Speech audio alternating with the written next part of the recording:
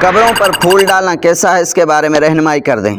اچھا، سب سے پہلے یہ بات ذہن میں رکھو کہ قبروں کے اوپر پھول ڈالنا یہ کوئی شرعی امر نہیں ہے، کہ شریعت نے ہمیں حکم نہیں دیا ہے کہ قبروں کے اوپر آپ جا کے پھول ڈالو۔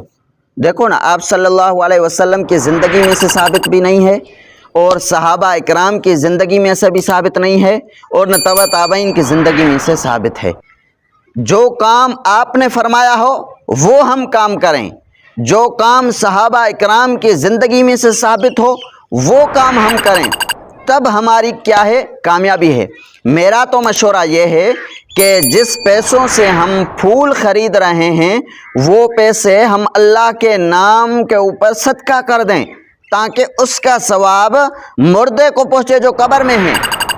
تو آپ نے پھولوں کے بارے میں بھی نہیں فرمایا، نہ آپ نے فرمایا کہ قبروں کے اوپر چادریں چڑھاؤ، نہ آپ نے فرمایا قبروں کو پکا بناؤ۔ دیکھو نا، ہمیں جو آپ نے حکم دیا ہے میت کے بارے میں، مردے کے بارے میں، آپ نے فرمایا جو آپ کا قریبی رشتہ دار، دوست، احباب، جو بھی بندہ فوت ہو جائے، آپ صلی اللہ علیہ وسلم نے فرمایا کہ آپ اس کے لیے دعائے مغفرت کرو۔ کیا کرو؟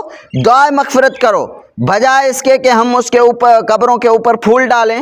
دیکھو نا، ہمیں یہ حکم دیا گیا ہے آپ صلی اللہ علیہ وسلم کی طرف سے کہ آپ اس میت کے بارے میں دعائے مغفرت کرو۔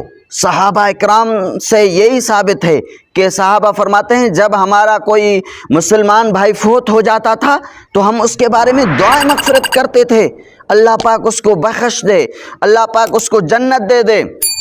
تو ہم بھی ایسا ہی کریں جو صحابہ اکرام کرتے تھے۔ صحابہ اکرام دعائے مغفرت کرتے تھے، ہم بھی دعائے مغفرت کریں۔ نہ قبروں کے اوپر پھول ڈالیں، نہ قبروں کے اوپر چادریں چاڑیں، نہ قبروں کو پکا بنائیں۔ دیکھو نا، کام وہ کریں جو شریعت نے ہمیں حکم دیا ہے۔